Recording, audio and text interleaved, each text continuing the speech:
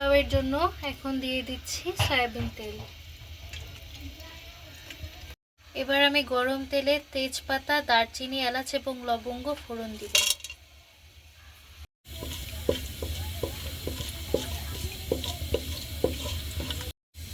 মশলা থেকে সুন্দর একটি স্মেল বের হয়েছে।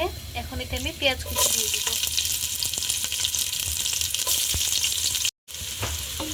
পেঁয়াজ ও গোটা মশলাগুলোকে আমি হালকা করে ভেজে নিচ্ছি। এবার আমি পানি ঝরিয়ে রাখা পোলাওয়ের চালটা দিয়ে দিচ্ছি। এখন আমি পোলাওয়ের চালগুলোকে খুব ভালোভাবে ভেজে নিব। এখন তো ট্রেন্ড বের হয়েছে, এখন তো পোলাও না, এখন তো এটাকে প্লাউ বলা হয়। চলেন আমরা আজকে প্লাউই রান্না করব। এখন চালটাতে পরিমাণ মতো গরম পানি ঢেলে দেব। এখন আমরা দিয়ে দিচ্ছি প্লাউতে স্বাদ মতো লবণ। এখন দিয়ে দিচ্ছি কিছু ফ্রোজেন করা মটরশুঁটি।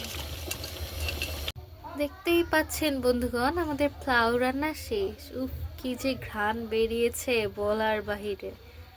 কে কে খেতে চান চলে আসেন।